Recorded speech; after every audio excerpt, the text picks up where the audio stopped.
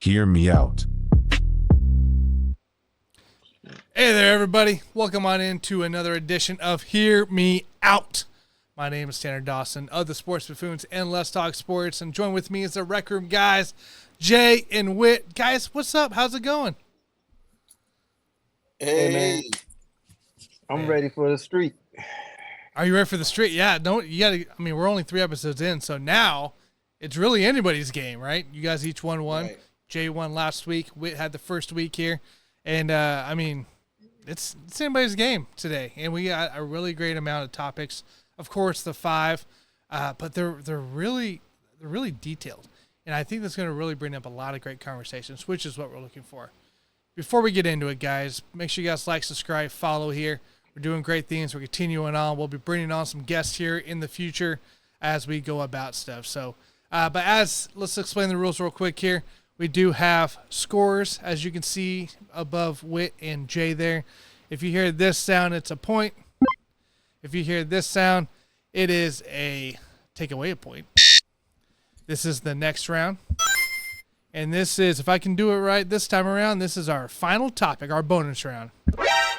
So those are your key sounds to look for. You'll see the points change as they go about and provide their arguments to me, and I'll make sure I chime in. Of course, I'll give my own opinions because I got them, especially on today's little set. So, guys, without further ado, I'd say, you guys ready? Yeah, I'm ready, man. Let's go. Streak. Be ready with streak. Let's go streaking. We go streaking. Oh, man, here we go. Topic 1. All right, NFL training camps are underway, in case you guys didn't know this. But it's I actually got to go to the Chiefs training camp this last weekend. Got poured on towards the end of the training camp because they're really bad at managing when bad weather's coming in and when to send people away. So, anyways, besides that, it was awesome to see the Kansas City Chiefs in training camp. Got to see a lot of guys like Justin Ross stand out. That guy, I'm going to be honest with you, I wasn't buying the hype. I'm buying the hype now. Let me buy the hype. Rashee Rice looks awesome. Deneric Prince behind Pacheco. I mean, just these formations and stuff coming out. The only thing I have to say is that we're really missing Chris Jones. And I think I'm not worried about it still. I'm still not concerned. We're only the second week in or whatever, so I'm not concerned about this. The deal will get done. Veach will take care of it. No concerns here. So, but it is. You can see that where his presence was being missed on that line. So, but there's a lot more going on besides the Kansas City Chiefs, guys. There's a lot of training camp stories. We got injuries. Tim Patrick for the Broncos this torn Achilles after his ACL. What a shame. And that's a guy that's been considered the most talented player in that Broncos locker room, told by many people throughout that whole locker room there. So it's a shame we can't see him again. Hamler ended up going out due to some health reasons. I believe something within his chest and his heart. So hopefully he gets that taken care of, and he's back on the field sooner than later. Today Cooper Kupp went out without any reason. Sean McVay had no idea what was wrong, but he went out with trainers.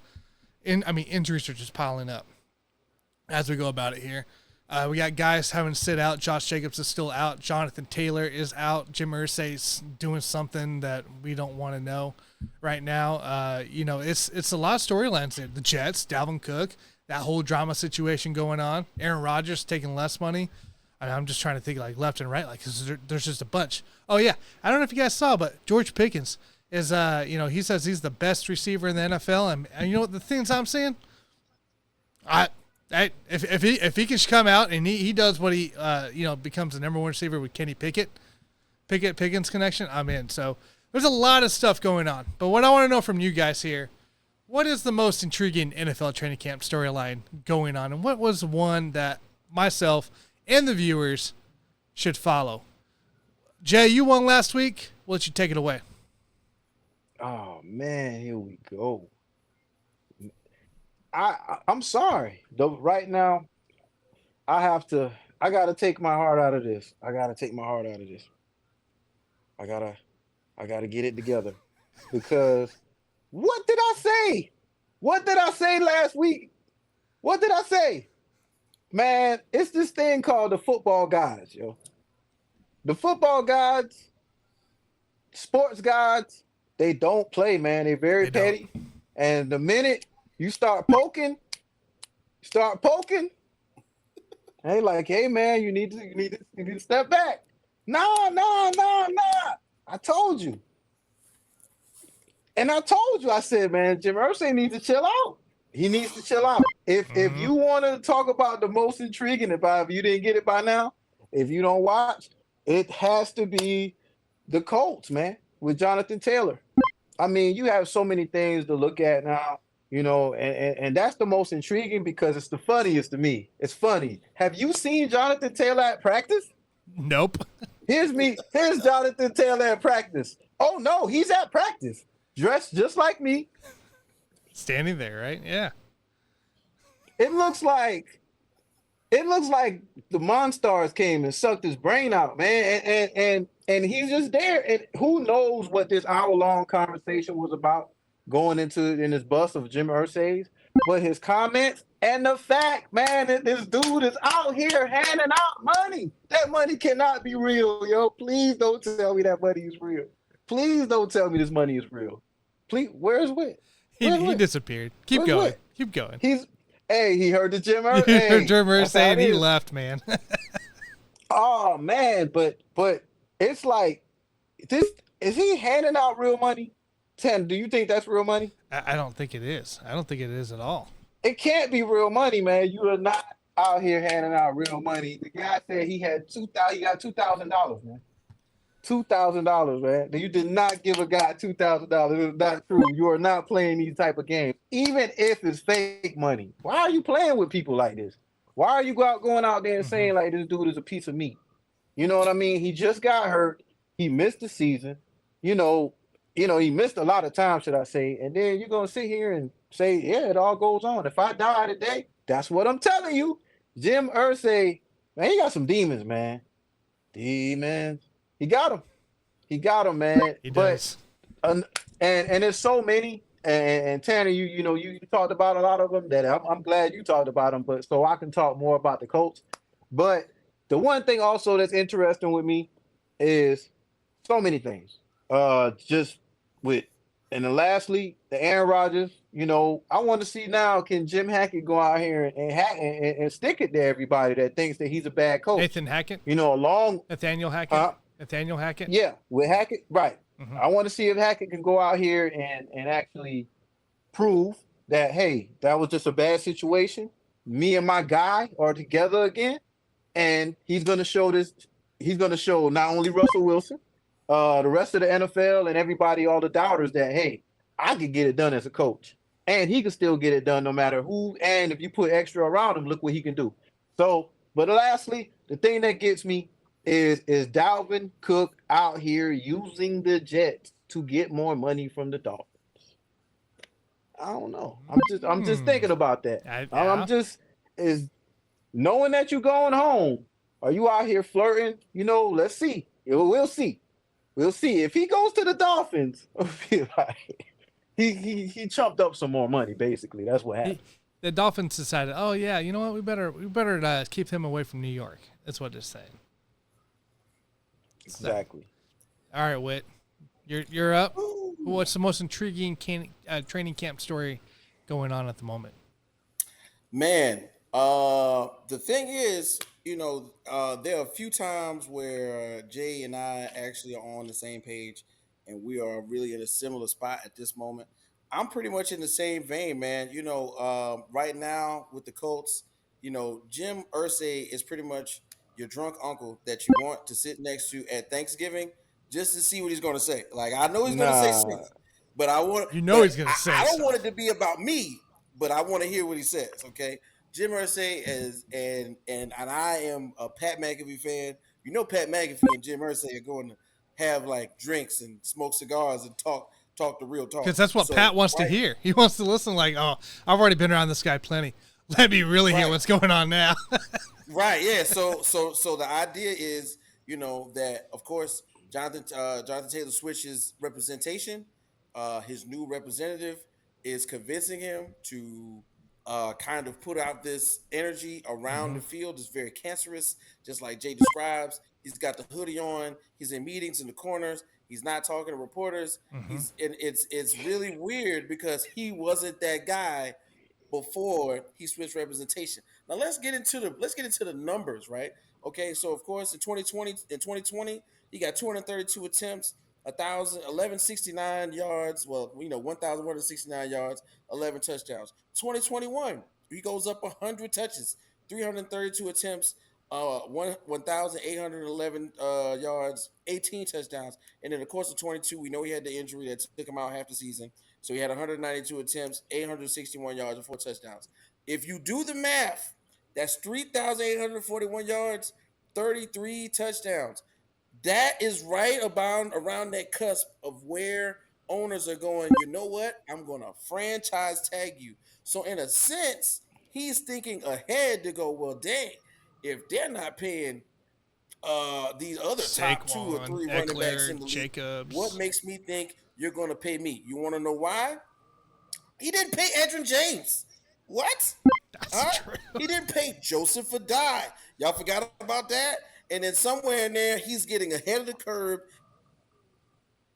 and going, you know what? Maybe I out. You know who got a check? Christian McCaffrey got a check, and he feels better in the 49ers uniform. I promise you, he feels way better. So maybe the young man is going about it the wrong way, but he's hearing the blunder up under the rumble up under the table. Like, hey, look, man, I'm not as good as Zeke Elliott was, or me and Zeke Elliott, or almost a similar style of running back. Remember what happened to him? He fell off his third or fourth year. Okay, but let's look at the situation with the Giants. He only got what 1 more million worth of dollars for the franchise tag. 900K incentives. I mean, come on, and the incentives. So what's going to happen to me when it's my turn? And in that same vein, boom, let's go ahead and talk about it, man. Sean Payton. I think Sean Payton is feeling himself because he's going, look, when I was in New Orleans was trash. Okay. There were years where it wasn't nothing but Deuce McAllister. That was it. Okay. The Deuce got loose, but we also put a Deuce in the middle of the field in New Orleans. Let me show you how we do it. But at the same time, this was one of those first instances in when that I can remember, everybody else can remember, a coach is going to talk bad about another coach. Very, very, in public. I'm pretty sure they talk about each other behind closed doors Right. when they go to those meetings and everybody goes to Hawaii or something. That's the joke. You know what I mean? You call up Nick Saban, you go, Nick, man, you see this guy? He should send him down there with you. You know what I mean? But in reality, it's really somewhat classless, and everybody now is going to have a target on the game when the New York Jets go and play in Denver. It's a primetime game. I am going to mark that on the calendar. The biggest thing for me, though, is my man Aaron Rodgers taking ownership of the New York Jets. Okay, the New York Jets didn't have a leader. They didn't have a quarterback. They needed both of them, and they got them all in Aaron Rodgers. Aaron Rodgers got on public national TV and said, "Hey, he's not going to. He needs to keep my coaches and the rest of my coaches' name out of his mouth." That's not the sign of a guy that's thinking about his ex-girlfriend like in Green Bay. That's the sign of a guy who's moved on and is happily married and is okay with what's going on. Hey, you know what? She might have did bad with you. She's not gonna be bad with me. Don't talk about her like that, because you gotta talk about it like that. We're gonna have problems. You understand me? And Aaron Rodgers is saying, when I come to Mile High and I put up 4 touchdowns on your quote unquote defense, right? We'll see what happens. But once again, me and Jay are really in agreement with this one. I really can't really disseminate which one is the most important. But of course, you got to think about it, man. Russell Wilson, man, horrible season. Denver Broncos with 5-12. I mean, did he really do a good job? No, but it might not have been set up for him to succeed, such as it is right now with Sean Payton. So those things are huge for me. And then of course, hold out in Dallas, man.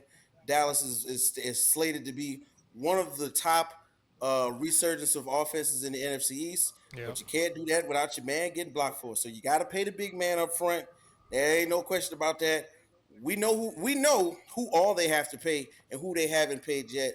Of course, we got Michael Parsons on the defensive end. You got to pay him 1 day too, but of course, he got one more year before you got to renegotiate him. So right now, pay the big man up front.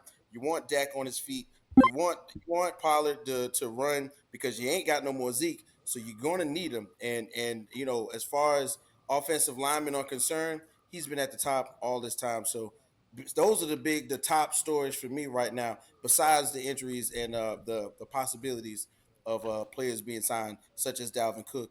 And I like that, Jay. I like that.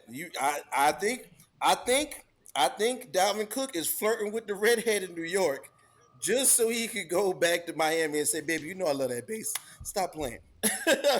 Give me that check. Call Luke up. Give me call Luke." And he was even out there on Sunday, training camp with the guys, and he was on the field. Fans saw him. Like, I mean, yeah, that very well could be of like, hey, I'm serious. I'll sign with these guys if you don't pay me. It's a player move. It's in our society right now. Social media is huge. So just imagine all of the videos he had, and all the kids, that were there at training camp, all the young guys going, "Hey, look at Dalvin Cook. Oh, we'd love to have you play with us, Dalvin Cook." And then they're back in Miami going, "Okay, we'll play hardball. We got plenty of hardball in Miami. Send that jet." Right. You know what I mean? And so it might pay off for him. It might not. Right. Yeah. So I would like to say the whole Jonathan Taylor Irsay thing. I think Irsay, I felt like Irsay encountered something like was it the man? I can't remember. Huey Cox, the Dewey Cox story, right? Where Cox. he opens the bathroom door. And the guys and they're like, "Dewey, you don't want none of this, man. You don't want none of this. This makes you feel good. You forget life for a while." And I think Irsay jumped in the door just like Dewey did each time. So, I think it's something in that matter. But the whole Jonathan Taylor thing just is weird. I'm glad he's at least at camp, like at least present himself, which I think does help. But the whole fake injury report that came out right after Irsay was like, "We're not gonna trade him." Then all of a sudden his back hurt. When Jonathan Taylor hopped on and was like, "My back doesn't hurt. I never reported my back hurt. Somebody else is throwing stuff out." Like that whole thing is just a recipe of disaster. Irsay is now on the brink of losing player momentum, player buy-in to the system. And what makes your coach even want to be there that much? If you're like, really, if you're gonna talk crap to my players, like we're a family on the field is what it is. You guys know how it is being on a team, being in a ball club. Everybody for everybody. That's within each other, and you got to take care of your guys. So that's very concerning. As far as the whole Aaron Rodgers, the Aaron Rodgers, Jets, Denver thing, Sean Payton just forgot that, oh, yeah, I can't really talk stuff like I did on the air. He loved it on the air because he could just talk crap. So. Right.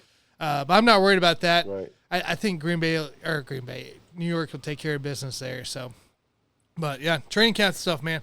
We're just second weekend, and there's a lot more going on here. So it's a fun time, and I can't wait to continue on Thursday. So this will post Wednesday morning till Thursday night.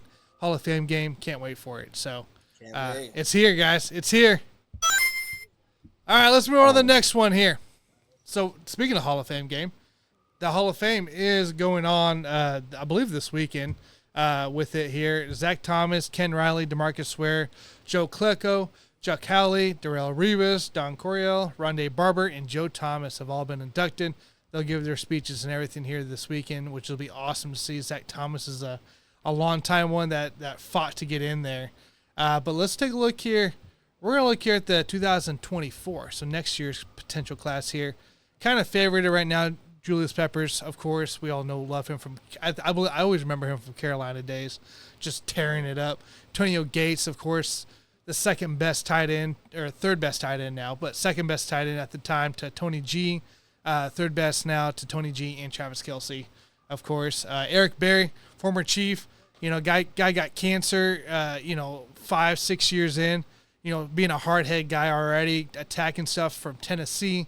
The interception from Atlanta to save the game there, and then coming back and, it wasn't as effective. He had one great year and then he kind of fell off after that. So, but, it's just the unfortunate. But Eric Berry, I mean, he had a really great career there. And then, Jamal Charles, Brandon Marshall, Derek Johnson, Max Unger, Muhammad Wilkerson, Brent Grimes, I mean, even Doug Martin's name got squeezed in here.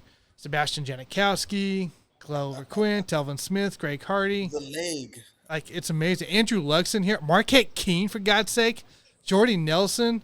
Right. Doug Baldwin. I mean, Matt Castle's in this. Like, who's grading these lists, anyways? But anyways, we won't get into it too much here. I can go on and on this rant, but I want to know your guys' thoughts.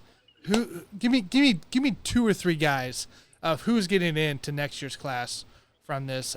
Jay, you started last time, so Whit, you're on the clock. Oh, sorry, Whit over here. All right, man. So for me, I'm going to give you 3 names, but I'm going to give you the one that I know for sure is going to get in.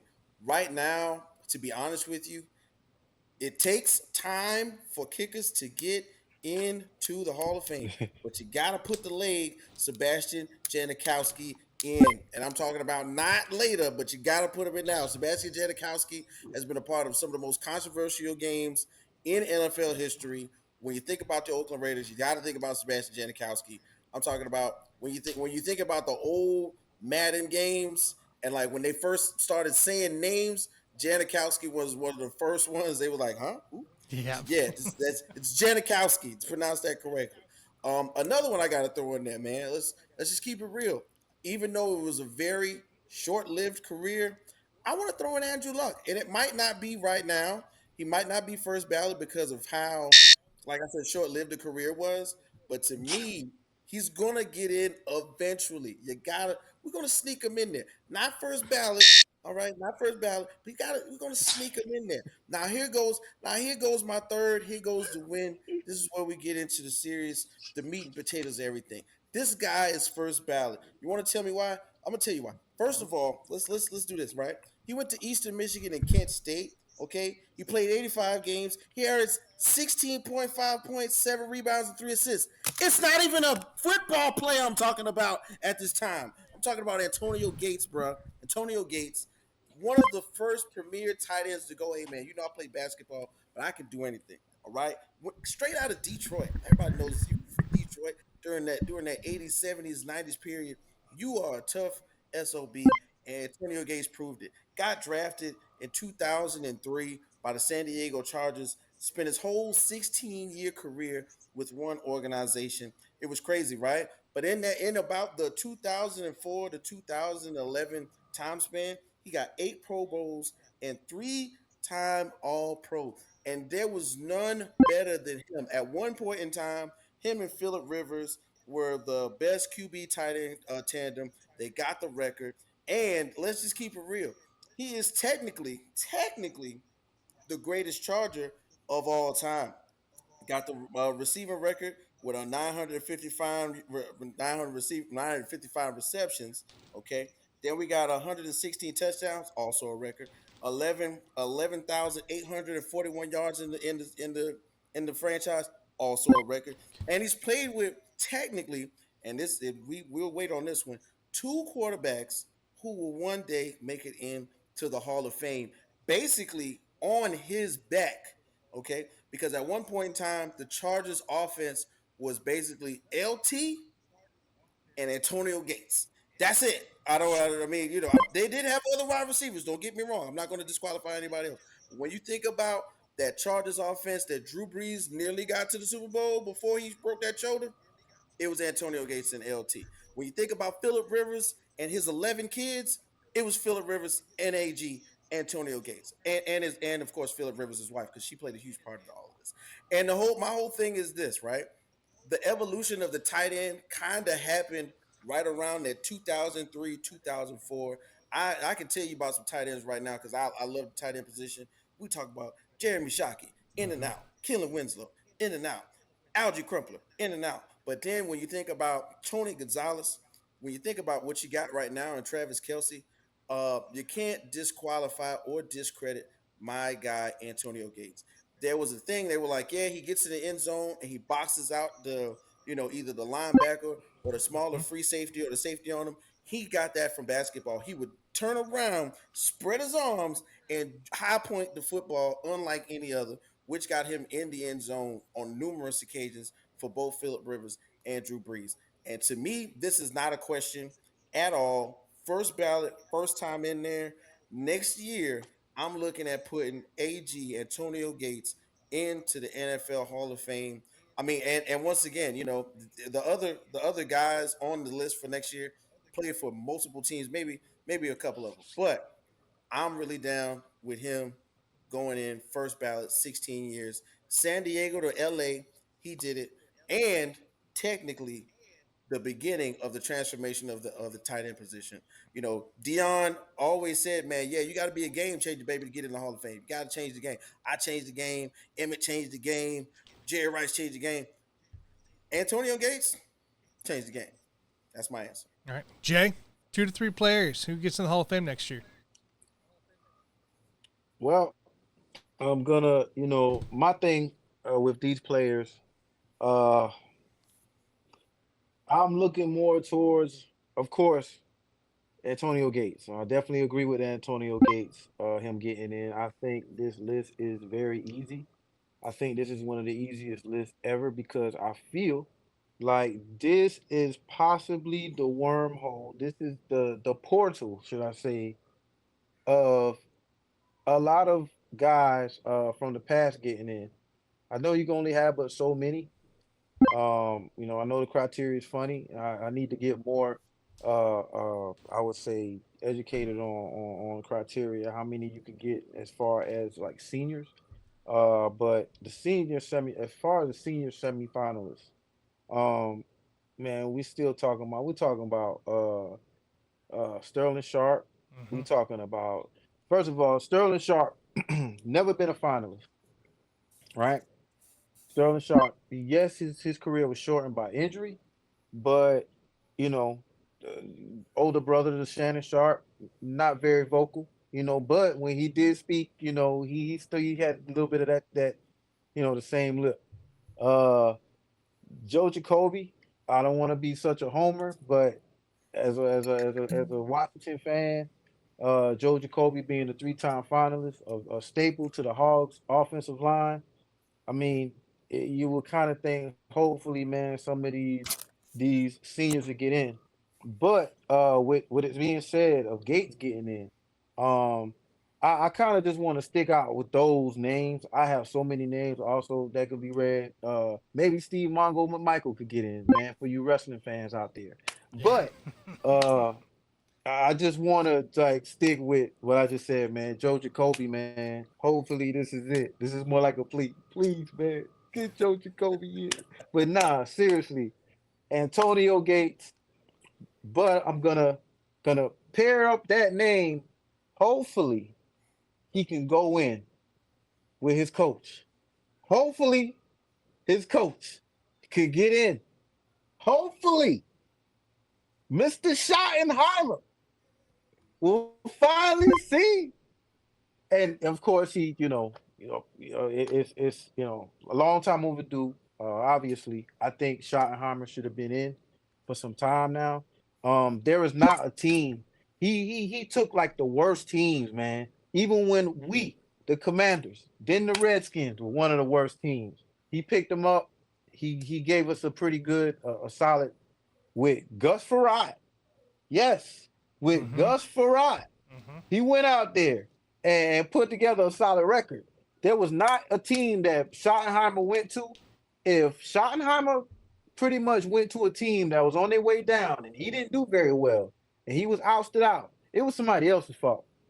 Let's be real. And I hate to say it like that. He was probably an old school guy, but man, with as far as the Gates is concerned, like I said, Joe Jacoby, you got Roger Craig, you got Art Powell, you know what I'm saying? Wit, I'm sorry. And I hear these names a lot. I know you like who, who, you know what I'm saying? But check them out, man. Joe Jacoby, trust me, I'm not being a homer here. But for the homers, Joe Jacoby, man, and Marty Schottenheimer. Like as far as the Gates, you got Peppers. It's like it's almost this is like the easiest Hall of Fame class ever. You had to kind of get those guys in there that were first ballots. Like you were like, yo, when Dion and Irvin and Ed Reed, and not all of them were first ballots, but you got to put them in there. You got to get them in there with the stats they amassed. Not really gonna get into numbers, but like I said, Joe Jacoby, 3-time finalist. It's about time. A 3-time finalist. Three It's time, three about time, time. 3 time. Ken Anderson, 2-time finalist. You know what I'm saying? Ken Yeah. Anderson was a 2-time finalist from the San Francisco 49ers. You know what I'm saying? So I want Schottenheimer to, hopefully this will be special. You know what I'm saying? Him getting inducted, with his former player. Them going in together, enshrined together. That'd be great. I think that'd be great. I like it. I Seriously. wouldn't mind it here. I think Julius Peppers for sure is a shoe in. Antonio Gates is a shoe in. I'd love to see Marty, get in. And Right. if you guys don't know about the Chiefs' history here, so leading up to the '90s, in the '80s, it wasn't the same kind of arrowhead that you saw, that you see now. The '90s was Marty Ball. It was Marty helped shape what Arrowhead and the fans and the tailgate and everything we do now with Carl Peterson there. Without Marty, we wouldn't have broke a record for loudest open air stadium, right? We wouldn't be competing with Seattle. It wouldn't be the same Chiefs team, same Chiefs franchise that you saw without Marty Ball happening. So I agree on that. That'd be really cool. I'm sorry, my bad. I just think he had one of the most underrated, maybe not one player as far as underrated, but not necessarily will be forgotten, man, when you got Derek Thomas. But that duo of Thomas and Neil Smith, underrated. Still, at the end of the day, that duo was underrated. Even with Derek Thomas, I feel like that duo was a bit underrated. I mean, look what he did with the Chargers team. And he ended up getting fired for 2 losses, because he couldn't get past a playoff game. And, that's Man, Chargers, I think, though. that was tough, man. And that was tough. That was man. kind I of love playing with those guys on the Chargers. I mean, it was he did phenomenal stuff no matter where he went. That's the thing. So I like that. I think it's be interesting to see, who actually does get in the Hall of Fame. I mean, I'm sure there's gonna be a guy or two in this list here of players that we're like, really. But I mean, that's how it is every year with that. So, but yeah, hope not. We'll keep this thing rolling, guys. It is halftime here. We do got 2 more topics. Make sure you guys like, subscribe, follow, and you drop a comment in for after each topic as well. Let us know your answers because we are curious to see exactly how everybody else is thinking, not just what these 2 and myself are. So let's keep it rolling here. Topic number 3. I like this one because, you came on for the preview of the UFC 291 on the Let's Talk Sports show, and I asked you the question of boxing versus UFC. Like, why do we see, why does boxing seem to be so hard to get on TV or events? Because you don't ever hear about it. And you basically said it's, it's a bunch of, what do we call it? Sponsors, programs, whatever you want. Sanctioning bodies is what they're called. Sanctioning bodies. Sanctioning bodies, right? And they have to combine. They have to commit with it to partner with each other.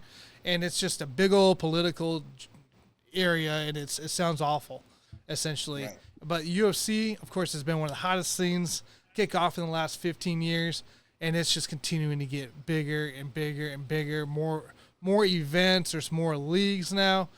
Stuff's going on. I mean, I saw a minor league deal on a Wednesday night or Tuesday night or whatever night it was, where Bo Nickel was before he came into UFC. I got to see him on that. I mean, I didn't know that was going on. So what I want to know here, boxing versus UFC, guys, which is must-see TV today? Like, what do you watch? Like, what should the viewers be watching if it's both going on at the same time like it was on Saturday night? You gonna watch a big boxing match, or are you gonna watch the UFC card going into play? Jake, you can kick us off, man. Man, Whit definitely knows. As far as he kind of grew up, and I'm not trying to say I fathered him or helped him, like get his sports knowledge or anything like that.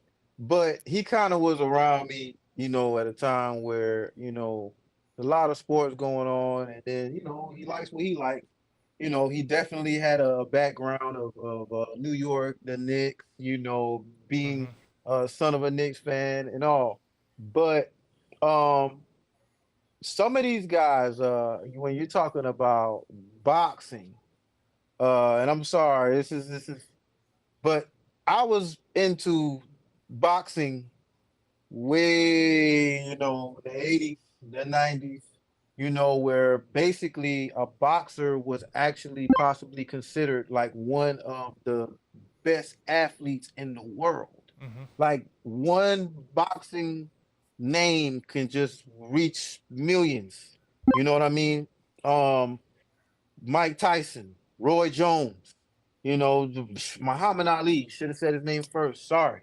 But uh it, you talking about names that broke barriers, that reach levels in the sports media that I don't think some boxers kind of really see today. You know, with the UFC, man, we talking about, look, you guys meet up, man, and talk about this every week, man. And every week of these fights are they're publicized, they're marketed, what I'm saying, very well, and people are excited to see them. Just like, when we look at a fight, we talking about one fight a year, couple, three big fights a year, maybe. You know what I mean? So back in the day when we had good boxing, great boxing, should I say? Because what you might, and then I'm not gonna call what just took place good boxing. I'm having more questions than anything at this point, because if you would, out of Shakur Stevenson, the guys that just fought, and a few others, man, boxing ain't the same, man. Boxing is not the same, man. And I'm be real. Like, if I was in the gym, I'm gonna be real. Like, I ain't sitting here like a dude on a podcast just talking junk. Like, I know some dudes that could get in the gym and probably go a few rounds with these dudes. You know what I'm saying? Oh, yeah. So you couldn't say that back in the day. I'm sorry. We talking about, yo, would you for $1 million, with $25 million, would you go fight Mike Tyson? You know what I'm saying? So I still wouldn't. these days, you know what I'm saying? You had to think about it though. Tanner, you Maybe mean 26. to tell me if you want to fight Mike Tyson, yo? You mean to Nah. tell me you gonna take that 25 million Heck with no. no worries? I don't know. Yep. You see what he did to that guy on the plane? I'll take that chance now. Did you see what he got to I'll the take guy it on the now. plane? Huh? You see what you saw what he did to the guy on the plane, right? Oh, Tyson? Yeah, but still, man, like, nah, I'm not. I would actually take, the large sum of money to take a beating from one of these dudes. Maybe not Bud Crawford, because those short jabs, are not a joke. Those hooks were no joke. And back to the fight, man, and my answer definitely is UFC. If I didn't really say it, but hands down, because I don't watch it. I don't watch boxing anymore. I don't. You know what I mean? Like, it's not what it used to be. And I'm very saddened about how they actually let a man who flipped the car. Not only did he just flip his car, like, he has very visible injuries, you know what I'm saying? More than once, three. We're talking about 3 or 4 occasions. You know what I'm saying? Yeah, read up the docket. Read up your ledger, man. He been in some, and every time he had bad facial injuries. And I don't watch First Take very much, but for some reason I watched this one. And Stephen A went into the multiple car wrecks that he was in. And nah, man, what are you doing, dude? Why are you in the ring?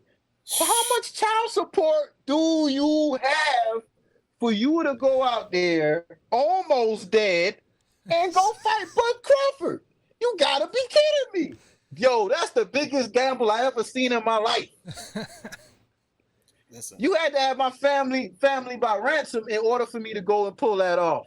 There's no way. You got my mom, you got my daughter, you got my sister. Yo, son, there's no way I'm going in that ring under those circumstances. What is wrong with them? I'm done. I'm done. But it's UFC, man, because you got half dead people out here going in the ring, calling it a fight.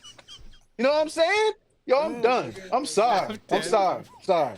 Oh man, wait. Go ahead, man. Go ahead. All right, so so this is one of those times where Jay and I are going to agree, and I'm going to tell you why. Okay, I'm going to tell you why we agree. I'm going to give you some different. I'm going to give you a different standpoint of why I agree with him. But he has some great points. Okay, first of all, let's put it out there. MMA at this point in time is king. Now, Jay is correct. I grew up in that second era in which boxing was going through so much of scrutiny due to the fact of what we like to call the sanctioning bodies. There are four sanctioning bodies. We put the four sanctioning bodies right now. You got the WBA, the WBC, the IBF, and the WBO. Inside of these sanctioning bodies, that is 17 weight divisions. 17. I don't even know 17 people that don't weigh somewhere within the same weight range right now.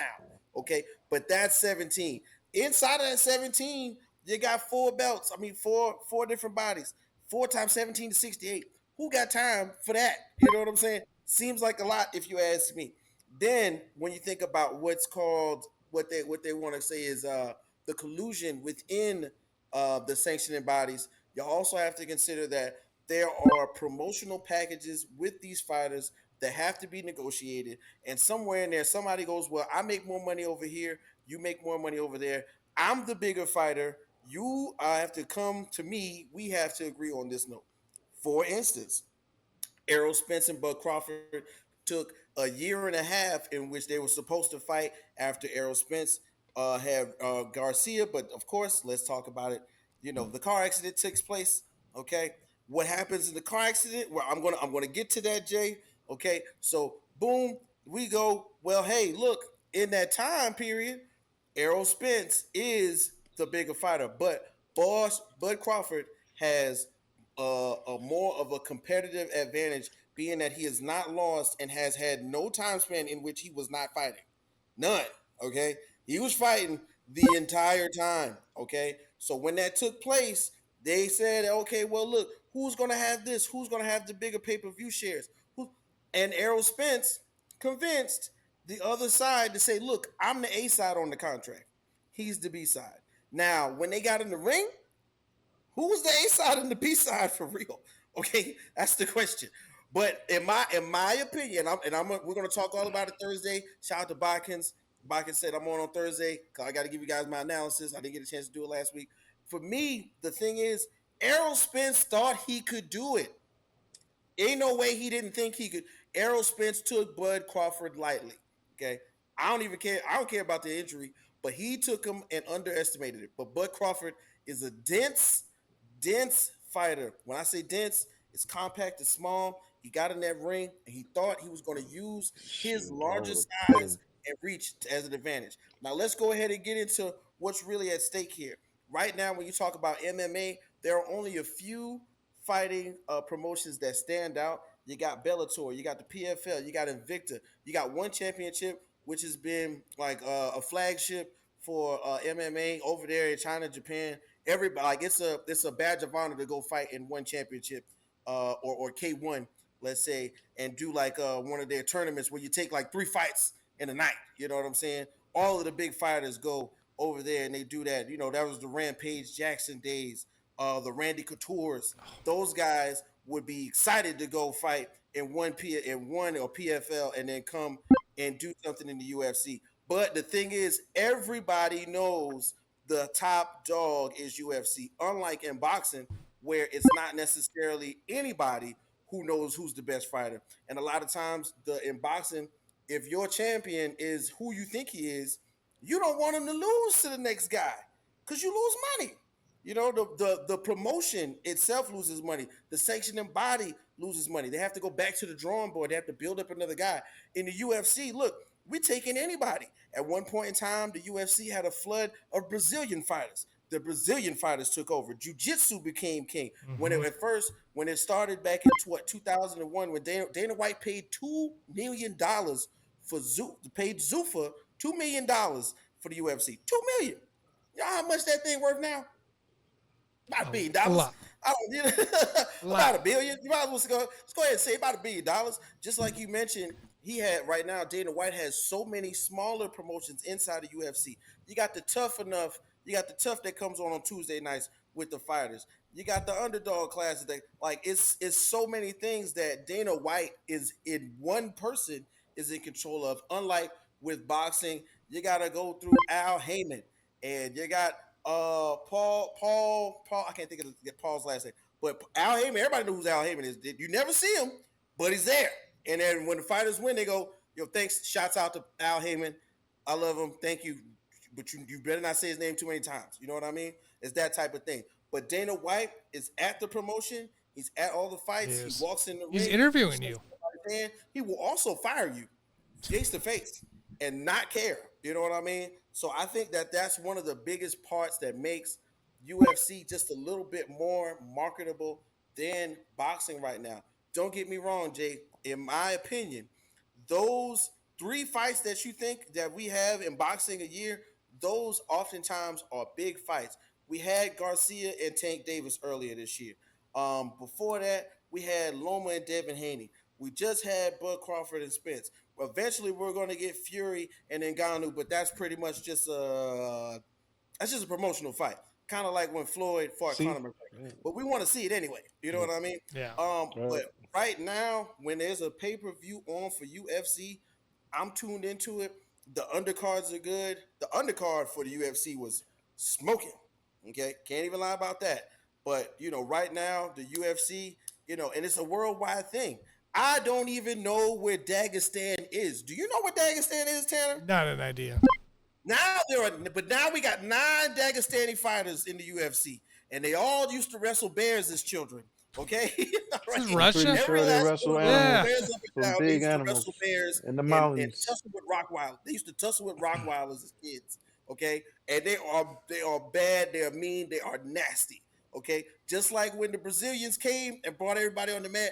Now that Dagestan is in there doing the same thing. So that worldwide reach that UFC has also makes them a bigger draw. So once again, I'm going UFC. I love boxing. Always have, always will. I can't get enough of it. But the thing is, I gotta go looking for boxing. Like boxing has to find me. You know what I'm saying? It's gotta like pinch me on the leg and go, "Ooh, you didn't know? Right here." You know what I'm saying? But UFC is in my face.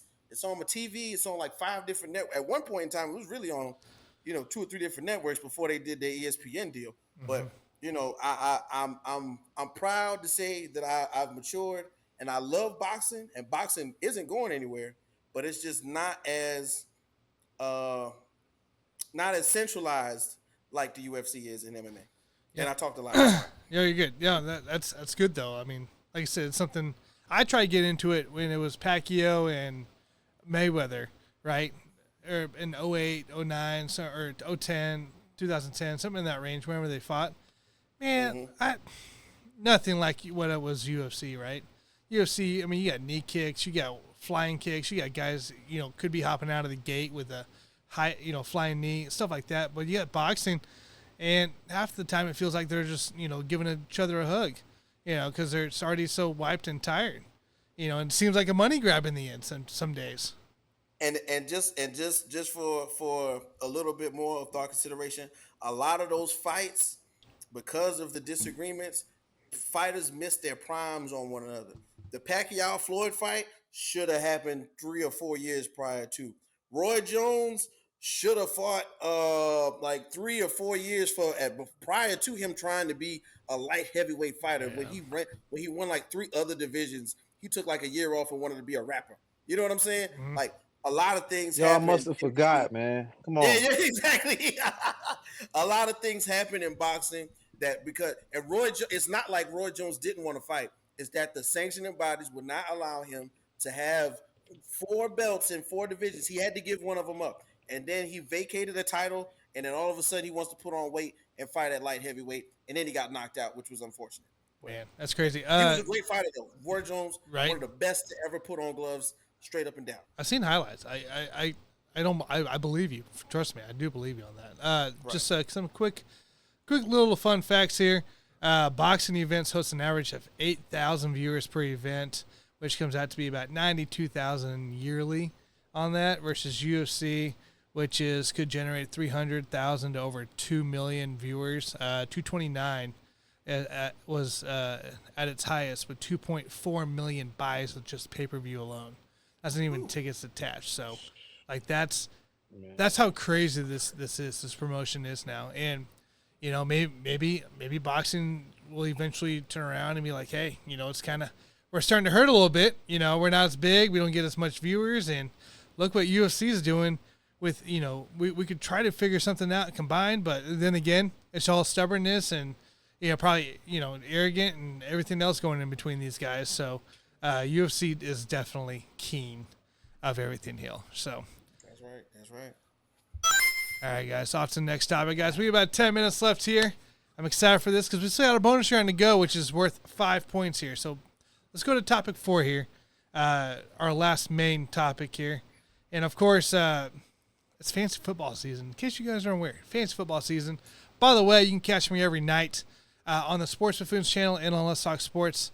I will be doing a fantasy football show every single night in August, usually about 9 to 10 p.m., around that range, Central Time. So you'll catch me there, and we'll be doing mock drafts, best ball drafts, talking fantasy football, maybe highlighting a couple players, talking training camps and injuries and stuff. So make sure you guys check me out there. It's gonna be. I did it last year. It was a blast. Doing it again this year for August. So excited for that. Fantasy football, guys. So there's, you know, we always talk about quarterbacks. We talk about receivers. We talked about running backs. So, you know, one time tight ends. You know, all these utility player position players who, you know, they really hit a lot of points here. I want to know though, and I'm curious, do defenses really make a difference in your team? Is this something that is a must draft? Is this something that, you know, you got to make sure that you got the you know, 3 defenses on your roster just to rotate at any time, you know, in case they play well? What's your guys' thought here? Whit, we'll let you kick it off. Well, on this one, I gotta refer to my guy Jay, man. You know, one of the godfathers of trash talk and discernment when it comes to fantasy football. I mean, you know, we go, hey Jay, man, what do you think? You be like, they're all right. Like, what do you mean they're all right? Are they good? Are they bad? Are they good? Should I pick them? I can't tell you what I think. So let me just throw that in there that you need to get Jay on your show whenever you get that together. Yeah. So first off, let me just say this: my experience for fantasy football really picked up in a year and a half ago when I really sat down and I said, let me pay attention, let me see what's happening, let me pick something, let me make sure I'm paying attention to what happened, and I did all right. Right? So when I'm thinking about defenses for fantasy football, I'm considering things such as who has good field position to let their quarterbacks run and do their offenses, who makes turnovers, which defenses also are high at potentially scoring points, meaning let's say interceptions and then the possibility of sack fumbles and things of that nature. You got to look out for these teams. Now, for me, last year, San Francisco was on top according to Fantasy Football Calculator. That's one of the places I was looking to get my stats last year. Then you got Buffalo, of course. Buffalo. What happened? Field position played a huge part into this. With Josh Allen in their offense, because you know why? Josh Allen being a dual threat, he was out there scoping, and if he wasn't open, he was going for at least 5 yards. So, and then let's talk about somebody that's up here that necessarily didn't help their offense, but just was a good defense. They got number 4 as Denver. Okay, now Denver's defense, of course, with Patrick Surtain Jr., man. I mean, it's the idea of shutting your other team's wide receivers down and that having an effect on let's say, if we're playing Dallas, CeeDee Lamb's not going to get all those yards. So now I'm playing a guy who's got CeeDee Lamb. That's a big deal for me. And let's say if I got a stack, which if you don't know, a stack is, let's just say I got somebody on 2 or 3 things on the same team. My offense and defense. I got Russell Wilson and the Denver defense. Last year that wasn't good though. That wasn't a good. That wasn't good. Last year that wasn't a good stack. But for instance, if I had a good season with Russell Wilson, like they possibly are perceived to be this coming year, if the defense is putting the other team's offense off of the field and allowing my quarterback that I may have, let's say once again, maybe Philly was top 10 on 2 different sites along with Fantasy Football Calculator. Let's say if I got Philly's defense was really crushing teams last year. You know what I'm saying, with their dual threat quarterback of course, who got the big check? Shout out to Jalen Hurts. You know what I'm saying? And of course, their defensive line, who's always been top notch every year. And then of course, we got to talk about their corners, man. Corners that shutting everybody down left and right. I mean, what else can we say? That is what I'm thinking about when I'm thinking about trying to draft a defensive team who's going to not only stop the other team's offense, but also possibly put up points, possibly help my quarterback get in good field position and help them score. So let's say we got this coming year. We're thinking about doing a stack. Y'all know me. I'm a homer. I may mess around and get the Steelers defense and Kenny Pickett. Why not? I mean, I got JJ Watt on the other side forcing fumbles. I got great, well, not great. I got young cornerbacks right now, and my defensive backfield is starting to turn out. My linebackers are there. We got Fitzpatrick. I mean, it's happening. It's the Steelers defense is kind of getting back to that old Steeler football. And it's a possibility that somebody like the Steelers in a stack with Kenny Pickett could play a possibility into putting me into position to win in fantasy football, just like maybe let's say Dallas's defense with Minka Fit with of course Parsons on the defensive line. What? Like, why would I not pick Dallas's defense? And of course, they also have another set of corners who we can count on for sure.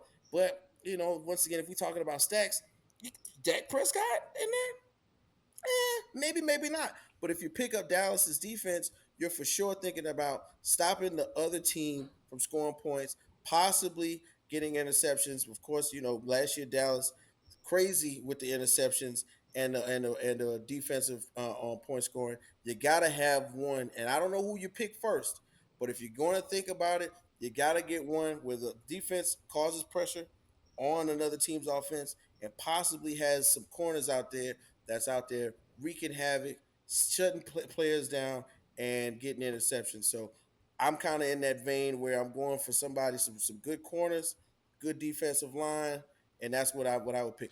Don't go for my Steelers if you're in my league. Sorry. You're saying defenses do make a difference then? Defenses, yes. Defenses do make a difference. Are they going to score a lot of points for you? Possibly not. But you got to remember in the game of field position, in real life, and then also in perspective of what you're doing when it comes to fantasy football, there's got to be points on the board. And if your defense ain't shutting other teams down, you ain't scoring no points. All right, Jay, what you got? Do defensive make a difference for my fantasy team? Well, when it comes to a certain league that I'm in, and this is my league, one of my leagues, I actually have it where when the game starts, of course, just like most of the matchups, your team starts off with like 20 points or something like that. Your defense starts off there, and I remember one team notorious for, if you had that team, there's a chance that you would have like 30 something points on any given night, and that was with in a wide variety of leagues, and that was the New England Patriots. I would say 2019, 2020. Those are definitely two defenses that just on any given weekend, they would probably put up like 30 points or 25 points or something in that range because It's true. they didn't allow a lot of points. Things that I look at, defenses can give you the edge, in a lot of situations, and fortunately in my league, 30 something points. I think I seen a defense have like 40 points last year. I can't remember who it was. I want to say it was Jacksonville. But you can, everything that Whit was talking about, as far as sacks, interceptions. I'm looking at teams that who has the best division. You can have I don't I made a joke and say I got like 5 quarterbacks. If it's a 2 quarterback league, I might end up with probably 4 quarterbacks. Um, if just one QB league, then I probably have possibly 3 quarterbacks. So when it comes to a defense, I try to keep it sort of balanced. I try to get a defense that if I can get up there and snatch somebody, I try to pick wisely, where I can kind of So you're get drafting a somebody in the top defense. 5. Hmm? So you're drafting a defense. Yeah, I drafted defense. I actually drafted defense because, believe it or not, in most of the leagues that I'm in, those top 5 teams are gone. Those top 10 teams Mhm. are gone. And when it comes to a lot of leagues that I'm in, some of these defenses are monsters, man, especially in the top 5, when we're talking about, San Fran, the way it's been lately, getting to the quarterback. Shoot, let's see, last season, Buffalo was it seems like every year I'm a Chargers guy. I don't know why. It's just, now that they got Bosa, and I And know Mac. Tan is laughing at me. And it's like Bosa's that guy, but then like all around, when you look at it on paper, you would think, oh man, this is the year. They're gonna You're looking they're at the gonna Ron do it. Bosa, dude. And every time, man, they'll end up being hurt by the end of week 4 in training camp. And it's like, oh man, and even you pick them, or they go into week 1, week 2, and they get injured, and they're not even the same defense by the end of the season or mid-season. So a lot of things, but like I was saying about divisions, you want to kind of pay attention to what's going on and see if you can kind of get a dark horse somewhere later on in the season when you're looking at probably a weak division. Back when the NFC East wasn't the best division, you might want to, you know, get somebody that had the NFC East as their opponent that season, or whoever the weak link who knows now who it could be. It's going to be circumstances that's going to bring teams to being to having one of the worst defense. It's definitely going to be circumstance. You look at some teams and say, on paper they got good defenses, but as far as a defense winning you a matchup week in and week out, I try not to depend on it, but I try to keep a defense that is gonna go against somebody. Not only they're gonna get turnovers. I'm looking at turnovers. I'm looking at who's on my outside, who's on my perimeter. You know what I'm saying? Think about it. Like you got the Dolphins now with Eli Apple out there. Who? I mean, didn't mean to make it as a joke, but you know, yeah, that defense is looking a little different with Jalen Ramsey out there, and Eli Apple's gonna probably set up a little different from how Ramsey would, because Ramsey moves around. Who knows what they're gonna do with Eli Apple?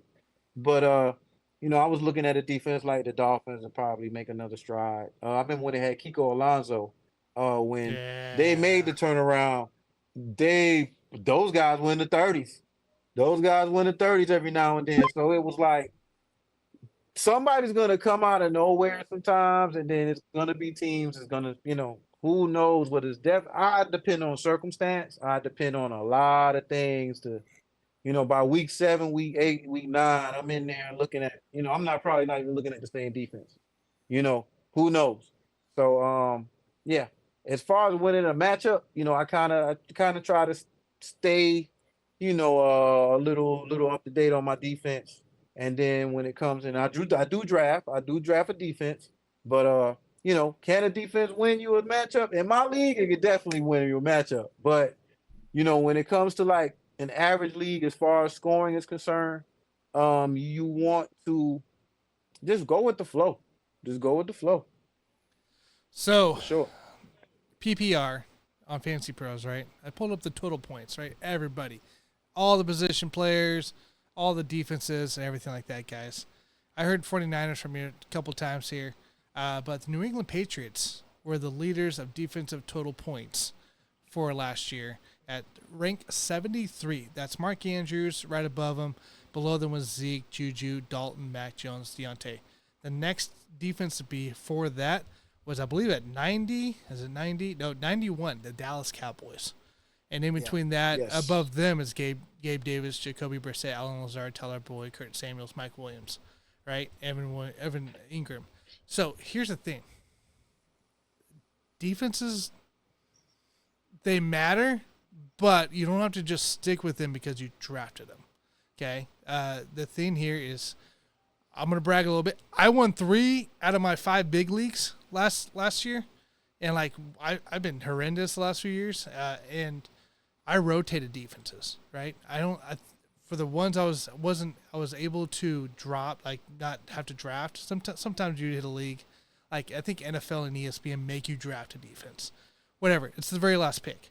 If I have to draft something, right? Kicker and defense is the very last pick because you're not getting Justin Tucker, you're not getting Harrison Butker. There's other players on the board. You can rotate defenses, right? You can go out and you could have, I don't know, let's just say some reason you get stuck with the Chargers, right? And then Bosa gets hurt, Mack gets hurt, or something else has happened. You go on your free agent list and you're like, oh, Chicago Bears are going against the Green Bay Packers this week, Pop.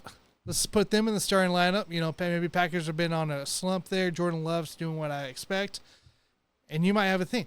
You can rotate it. You don't have to have 4 defensive. There's teams in all my leagues that have like 4 defenses, and they're always like the should be the top 15 defenses, right? And they end up being somewhere between 10 and 25, right? And you can rotate it. It's okay. Like New England just finished top. Nobody had New England going in, drafting New England because of Mac Jones and that horrendous situation they had going in New England with the coaching staff, right? With offensive. Right. So, yes, defenses can help make a difference, but do they matter? Like, is that a high priority on my list? It is not. It is not. So, by the way, because you guys tried to justify me on the defenses, you guys each lose a point. Okay. Hey, it's what it is. Yay. All right, guys. Bonus round. All right, this is a good one here, and I'm expecting. I got 2 answers in my head that I better be hearing one of these answers happen here. So, bonus question. This is worth 5 points. Everybody gets at least about a minute to tell me the reason why this is on their mind and it's right. And then I award that person 5 points. So here we go. Bonus question. Who is your favorite fictional sports athlete? Jay, I'll let you take it first, man. Ooh, pressure. The pressure. The heat is on. The heat is on. Here we go. Man. Oh, goodness. There's so many, man. There are so There many. is. There really Oh is. man, I came up in an age where you either were influenced by Rocky, Karate Kid, Yeah, I like them. we had so many. We had so many superstars we could go. I could go with, me, my demeanor at times and my competitive nature. I tend to gravitate towards certain villains, so to say, or somebody who might not be like the best person all around. Man, if you got Rocky, I got Clubber Lang for you. Clubber Lang is definitely one of my favorite athletes, man, when it comes to the trash talk, when it comes to his demeanor, how he just wanted to I wish Clubber Lang was more of a character than just one one time in and then that's it. How Apollo Creed was to Rocky. I kind of wish Clubber Lang would had some type of another appearance like, hey, Balboa. It's just, man, when he told his wife, man, come over to his apartment, man, when he was out there like, I mean, how would you want to become with a real man? When he did all that, man, it was like, how about you come over to my apartment, man? I was like, bruh, you got to fight. Now, he knew what he was doing. But, man, You got the Willie Beemans. You got the so many man fictional characters, man. I could go on, man. We could go Wild Thing, Ricky Vaughn, man. Man, Major League is one of my favorite movies, man, coming up. But um, even for it to be Clubber Lang, I give, and this is how I'm gonna end it, man. This is gonna be my guy. This is gonna be my guy all the time when it comes to a fictional character because to this day, I wonder if Alvin Mack, where he would have went in the NFL, who he would have got drafted by, and how long he would have lasted in the NFL. Who knows if he would have even made it? Who knows he would have got locked up, man? Now we talking about Alvin Mack here. He could have robbed the liquor store just because he felt like it. Mm-hmm. Just because he felt like it. Or he wanted to steal that car that he thought somebody across from him stole and did things, man. Let's just go, Alvin Mack from the program is always gonna be my favorite. A seat at the My table. favorite fictional character of all time, man, throughout. This may be something out of left field, but it has to be Alvin Mack because when the way he broke that film down, man, y'all need to just, you don't know what I'm talking about. Alvin Mack, the program, when he breaks down that film in that one scene where one click, they're looking at the offensive set, and he asked him what his job was, and he was like, he called out the play, and he said where he needed to be and what he was gonna do. And the things that he said that he was gonna do, I cannot repeat. I'm sorry. You know what I'm saying? Alvin Mack, man, he was definitely the man. Who knows? Like, it was a college career. Who knows where he would wait? He was so much of a character, man. Like, dude, and even Latimer, man. Like that dude's. Oh my god. So just Alvin Mack, man. What he represented in the college game and how the college game is and things with the program. That's my guy, man. That's my guy. Okay. What I'm do you sorry. what do you got?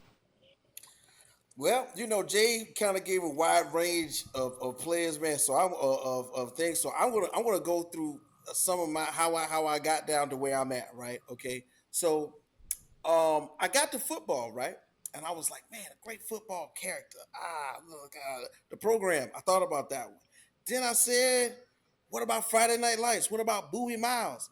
But Boobie Miles is a real person, bro. Like that, that was based on some true, factual, actual evidence that we have proof of really happening.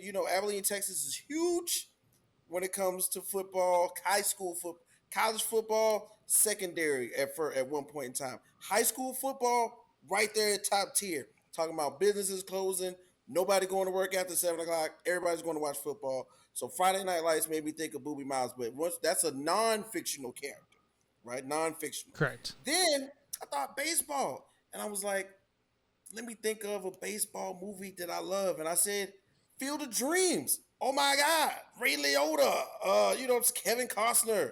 Oh my God, one of the dopest baseball movies ever. Of course, when you think about it, this is also bringing up it's a fictional depiction of non-fictional characters. Correct. Right? Because they were all dead and they didn't know they were dead and they went to play baseball and hang out and you can come watch them. So I had to go to a whole nother level of fictional, right? Fictional characters. And then I thought about one of my favorite movies growing up in high school. You ever been to Elgin, Texas? I've never been to Elgin, Texas. But in Elgin, Texas, high school football at West Canaan High is king. You know why? Because that is where they depicted Varsity Blues. Think about it. You got Paul Walker. God, man. Paul Walker. Y'all remember Paul Walker? Paul Walker was excellent as Lance Harbor. But then we got a young James Vanderbeek as Jordan Mox, the second string quarterback nobody believes in. Everybody want to talk down on. Oh my God, he's going to come in. And then bam, Lance Harbor goes out for the season. And then, John Voight. Everybody loves John Voight. Coach Kilmer goes, don't worry, boy. Take a shot. You'll get in there. You'll play next week. He gets in there, messes up Lance. Lance is going, I don't think I can go, coach. I can't do it. My leg, my knee. And he goes, don't worry, boy. Take a shot. They shooting him up. in the locker room. James Van Der Beek walks by, goes, "I don't think that's right, man. Coach Kilmer, blah blah blah." Then y'all remember John Lester, one of my favorite characters in the movie. Billy Bob says, "Look, I'm going to block for whoever's back there. That's my job. That's what I'm going to do." And bam, Moxon becomes the star quarterback. He's out there hanging with Tweeter. Everybody remembers Tweeter, right? Scott Can, Charlie Tweeter, the wide receiver. Hey, man, party animal. One of the best depictions of a high school post football game party I can ever remember, except for the riding around in the police car. Never, in my time, we would never do that. But one of the best depictions of what happens in high school when the popularity shifts from the starting quarterback to the secondary quarterback. Even the girl, Allie Larder, Darcy Sears. Darcy Sears in that movie was bad. capital BAD. All right.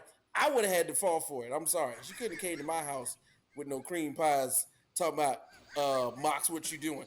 Please, listen, I'm reading the playbook, baby. Now you might as well open it up. You understand me? But anyway, the whole point is, man, that movie not only inspirational, but a very good depiction of high school football. And to me, high school football in Texas reigned supreme in that movie. You know, Coach Kilmer, the depiction of high school coaches at that time, where there's not really too much of a guard over what they can and can't do and how they were treating the players, which is what exactly Coach Kilmer's character was doing, where he was like, well, you could get in there, but at the same time, he's belittling the best player on the team. Wendell Brown, played by Elio Swinton, I think is his name, the black guy. He's only going to use him when he's going to use him to get down the field, and then have John Mox throw the ball. Who knows how many not professional, but high school coaches were using a similar stance based on racial tendencies in high school football. I had to pick up on that too. So for me, I know I named like the whole cast, but for real, the main character, Mox, his maturation throughout the movie, being the second string guy. His dad didn't even believe in him. Dad wanted to knock a can off his head after he talked trash about him. And then just broke his nose. Look here, Dad, I don't give a dang about your nose. His homeboy, his best friend talking about his son. Now you want me to be the quarterback? You didn't want me to be the quarterback last week. You just wanted me to hold a clipboard.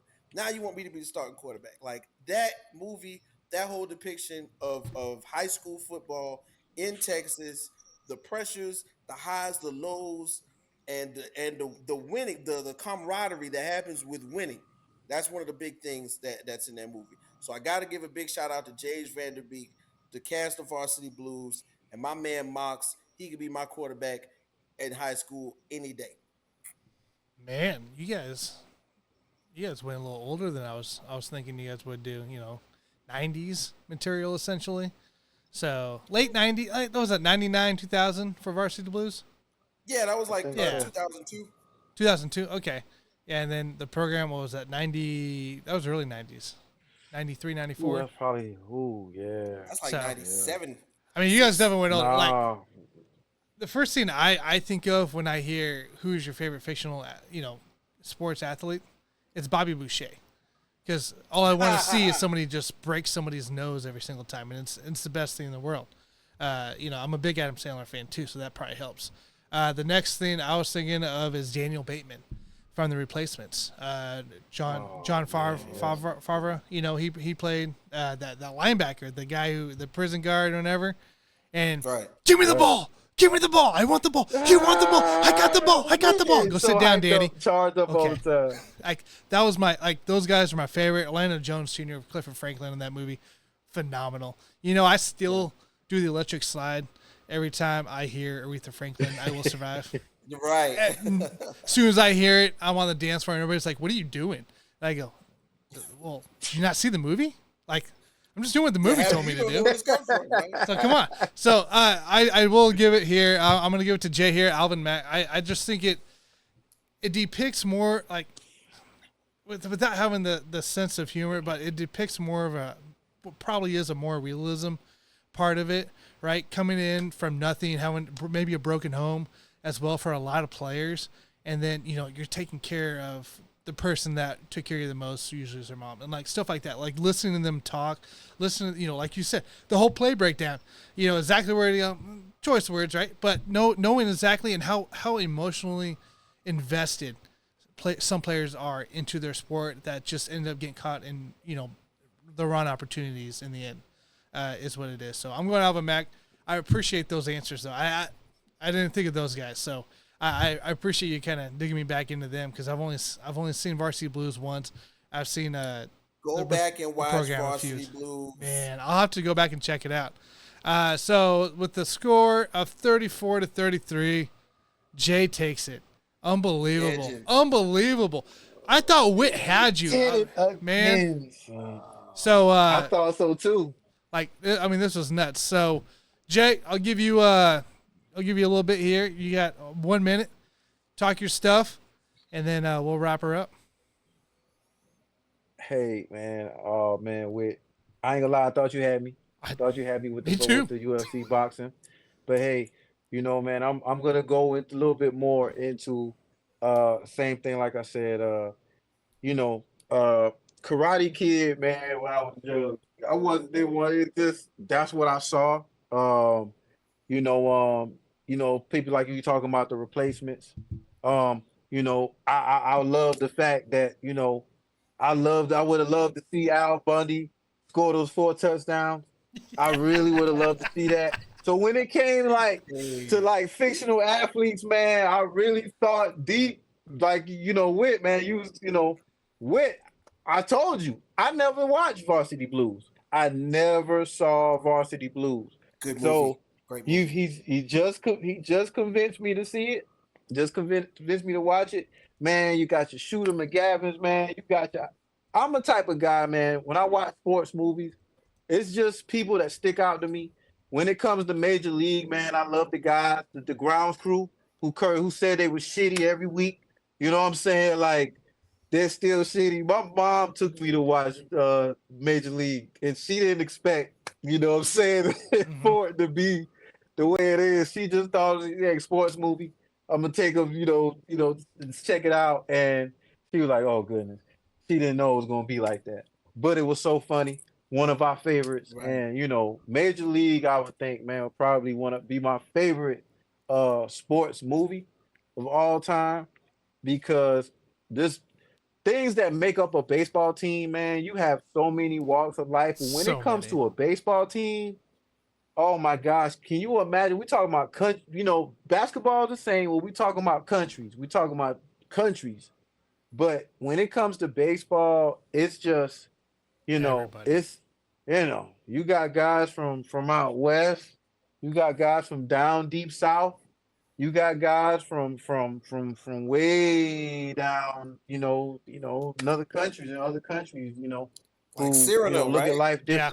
different, came up different, so you know I kind of look at, like I said, just the Major League is my favorite, man, but there's so many, different sports, athletes, man, fictional that we all love, man. I hope y'all hope y'all commented this whole time with anybody watching that with your favorites, man, because there's so many that we didn't mention. And like I mentioned, I went as far as saying like Al Bundy having the 4 touchdowns wasn't anything. He was self-proclaimed athlete at one time. You know what I mean? Neon Bordeaux, Blue Chips, Ivan Drago. Man, I could go on with things around the culture On that and on and you'll on, never right? forget. Right? It's crazy. I love it. The other guy I thought of was Kenny Powers. So I got one. Kitty I got one. Powers, definitely. what do you got, Whit? Hey, in the vein of me being the combat sports guy, 2 movies everybody should look at. One is old, one is technically new.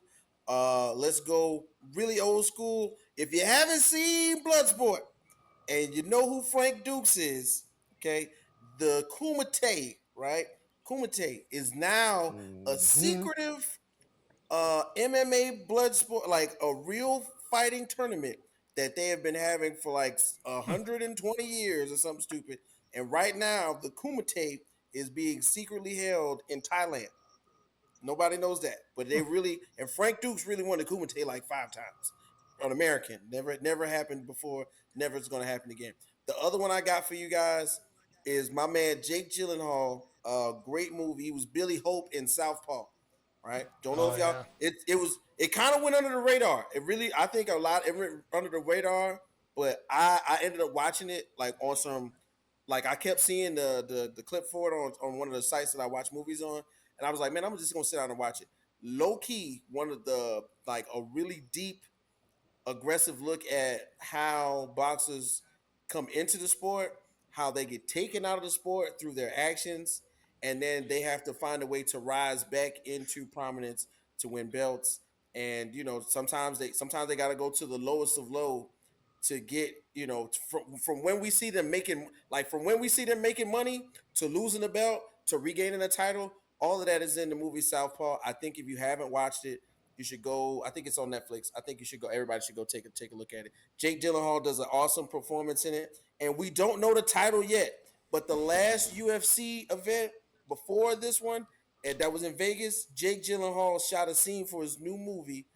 We don't know the title of it, but Jake Gyllenhaal shot a scene in between fights for his new movie. It was on Instagram. Can't wait to see it. Jake Gyllenhaal was a great boxer.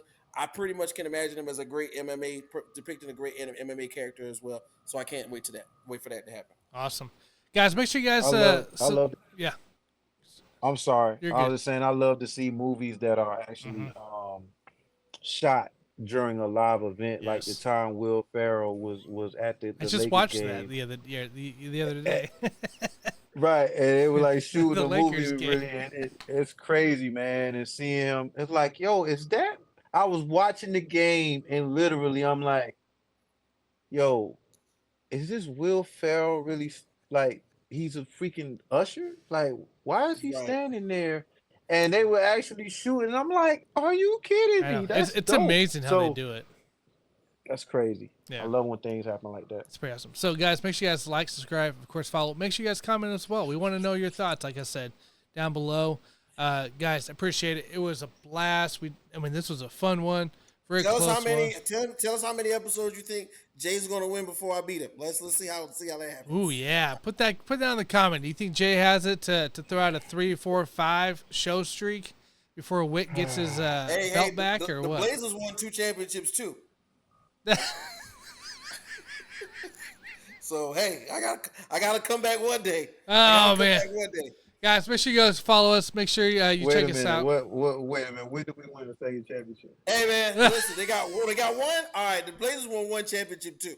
So I gotta win Who's one what? day. It's gonna happen. I was trying to figure out where the second one came to, but I wasn't I gonna. was like, finish it. hey, Shout out we'll to Big Red, see. man. Shout out to Big Red. Big Red. You know what I'm talking about. Er- Big Red got that Celtics ring too. So let's Everybody, shout out to him. have a fabulous week. We'll catch you next week. Appreciate you tuning in. See you guys.